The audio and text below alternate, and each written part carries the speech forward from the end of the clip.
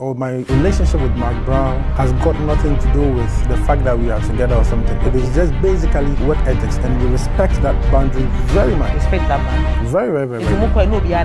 Obviously. Na oba edu baby a ohia comforts. Ohia obi a ode be bon komo. Obi obe kana asema kire no. Ni ensem kan me nka so mo twimp na o. Ba me pa che se esipo a me enya me nwanwa. It is answers and we hear from how they should take it. Oh no, that I think a few days ago, I am for enough for sending the links in the into when you message. Of course, my mom also called me. Do you think say has? She doesn't discuss that. On okay. Because na mama Mcbrown, o hwe na adwuma ya. O yo bi o foka open komo. Na open komo nso a be ma okofa ni Maxwell yi. Wo se mumu won kasa. Na mu sa na odinam. Na ma so pen komo yi. Kobby Kyei so de o hwe a wo be bon komo. Enti komo bomu no community mi kobo ana si baby. She knows that my working with Nana is solely work ethics. It's solely like work. Okay, and also my message send me by. Oh no, my friend days ago na me na kasa no say jina line so yes be beat no TikTok. And I'm say TikTok. I say there be obi na e ba fie de be kire no. Obi feel o ma mo Province. Oh di aka. O ma mo di aka. And obi feel fie ko di aka ma ne ko. E ka che ma me say dey. Say me Nana e date. No, him say me sign no she stay focused. Who say ade bi wo ye say nkomo no utimi bo na asa. Esa wi adwaman komo ne ye bo. Ye bo adwaman komo wi a na ne de be sisi no ye de sisi so. Me nka hwe. Niame pa kira ne say oba ye or emotional person. Enti oba woni ne bon komo na ekoso e bedu time no. Afa no e be say oba attached to you.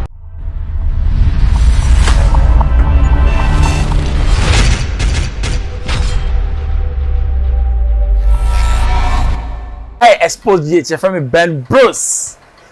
Ensa men na ko ensa betwitwa de emu o wiam. Ye mame ye nua ye de nyina na mama Mcbrown na osan wo news ni biem. E ba twa nyina nim Kobby Kyei ne blogger. Ensamsem bi esisi ne de ehu. Ye nyina nim se na mama Mcbrown ni kunu ntaw ensam kakra be bom ntem. Ama allegedly kra no be ma na fifie. Ama na mama Mcbrown se ono kwa na te. Nananse ye hwa baby obekobia no ni Kobby Kyei ne blogger na ekọ na no na nkofo say na Kobby Kyei so wa fine guy kakra na man so say no I say ohia comfort no can it be said the two of them they are clicking na when you na nkoda no delay your interview bi Kobby Kyei interview bi na nsem obi sa no pese okotie ni ye ba mebbo madwena so bo adwen mekwaba the Ushia Mcbrown and so hefa. Misha Nana, I think somewhere last year. Last year. Yes. I was Unia. Okay. Omuyen unveil, you know. And I would call her. Yes. And I would invited me to be part of the bloggers to amplify a new role. Okay. After that event, you know. And I'm calling China, I'm saying, say, what is the concept? My concept about the new role. No? And also Friday will be about impact. Or be interview or myself, or maybe them or more person by TV, some years and more opportunity. No interview on Fridays. Sundays will be about entertainment. Okay. And I'm saying, this is something that I can actually connect to because Mr. Sebe said me couldn't crash a cobble more. Omuni bi na me yes story na me provide boreholes ema nkrofo na say me medical coach books ema enkwala omotiti. It is like I didn't know condona na ono so. And no one so yeah. To me catch and say I'm going to be on this path with you to amplify this journey. Okay. And the whole friendship started from there. It's what my bayan anyokofo. Beautiful friendship. It's say mo bi enu tu kwan eko Dubai abeye nko no. Mo kokoye den. Oko Dubai aba. Me no na koye. Ba ya na kumire fi. Ani ye dey ready as. Say what me kan tin no. Na ye koye.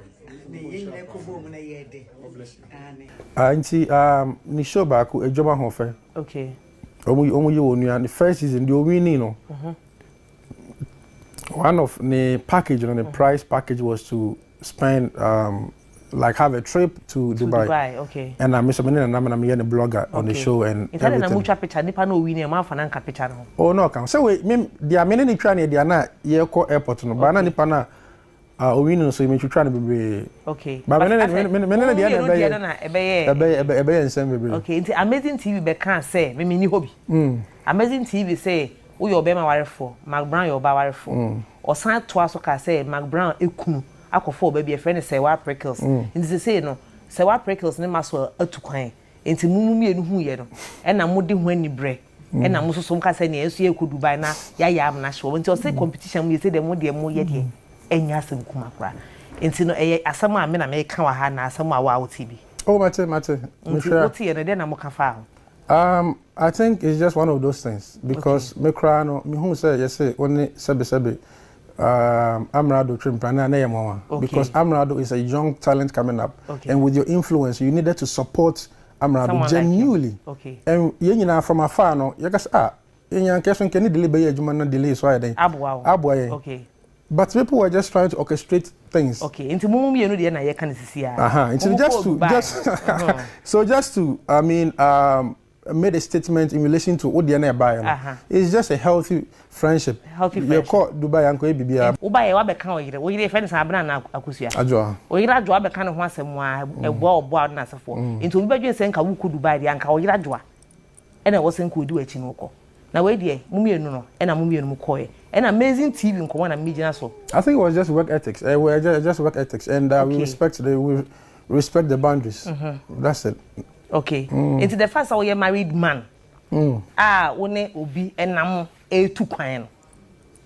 Like eno na mpese me hu say abaye nkofo omutirimu na no. You know say Ghana for some that some to omutirimu na no to omutirimu. We akoye be ma warefo no. Abaye omutirimu na no. E de na obeka. I just want to use your platform to just debunk every rumor which is going on. Okay. Obviously it's not the truth because like you mentioned I'm married.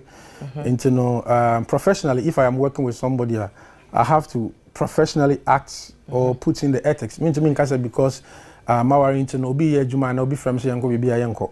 What I say. So just to the rumors out there, you know, my work or my relationship with Mcbrown has got nothing to do with the fact that we are together or something. It is just basically work ethics, and we respect that boundary very much.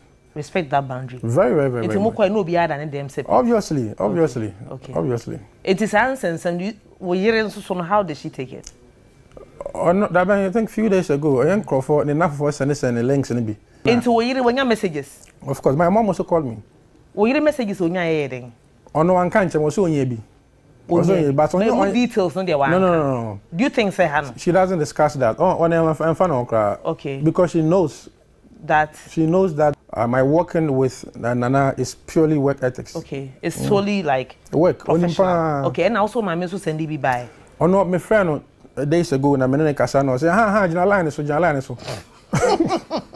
Oh yes, be trend no TikTok. And I'm TikTok. I said there be obi na e ba fie de be kire no. Obi fie o ma me okro ben so. Oh, diaka. O ma me odiapa. And obi fie ni fie ko odiapa ma ne ho. E be ka che o ma me say den. Say me Nana date. No, you say me sign no I should stay focused. Until foot when I buy. I say I should just stay focused. Okay. I'm carrying some panic. We there just the beginning. Okay. We be beba until no nya botre. Hey! E wiase de say ya. Na me pese me no e ka e chasem bi. Hwe e wiase. De bia mo asem ya beka. Se won pana wo yere. Me pa chaw. Your wife should not have a best friend who is an opposite sex. Matchlim. Your girlfriend should not have an opposite sex as best friends. Bestie. You see, am I a very emotional people? Because emotional, am I on my son a home? Young man must be a ni. Oba ben a ni abode jafiti Adam leso oba sere wan ya hwa sa na oba edu ba bia ohia comforts ohia obi a ode be bon komo obi obe kana asema kire no ni ensemo kan omo kan me nka so mo twimp na o ba me pa che se esipo a me enya me nwanwa because na mama Mcbrown o hwe na adwuma oye a obi o focal open komo no open komo nso a be me okofa ni Maxwell yi why say mumu won kasa ene mu sa no de nam na ma so pen komo yi Kobby Kyei de ohwa wo be bon komo enti komo bomu no community mi kobo ana si baabi who say ade bi wo ye say komo no utimi bo ana asa esa wi adwaman komo ne yebo adwaman komo wi a na ne de besisi no ye de sisi so me nka hwe ni ame pa kira ne say say oba or emotional person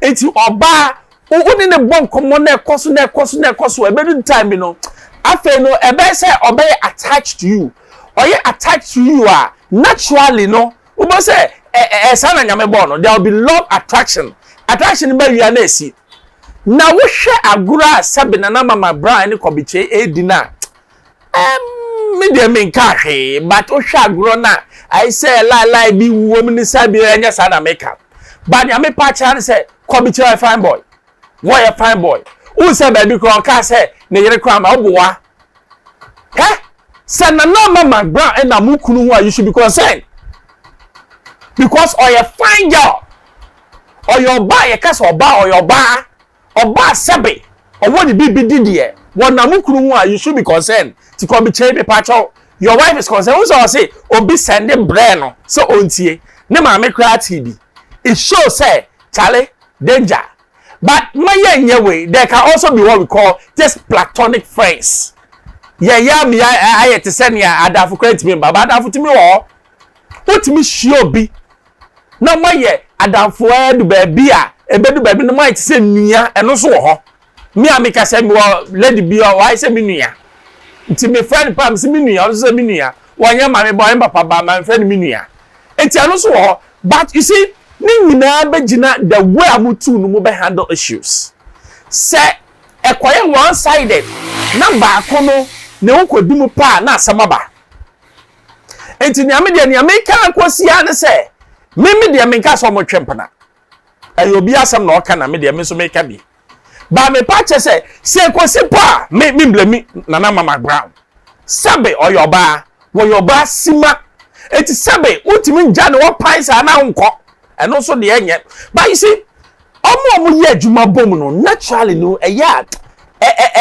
close sana e December edu ba bia na December ehu aba especially opposite sex ehu ba when you echi no me de me nka hwe ye hwe ne ba kosi Kobby Kyei say nim na mama Brown say nim they are just friends ye fa ne sa I Xposed GH FM Bruce o subscribe more be no subscribe more be Manuel si bye bye.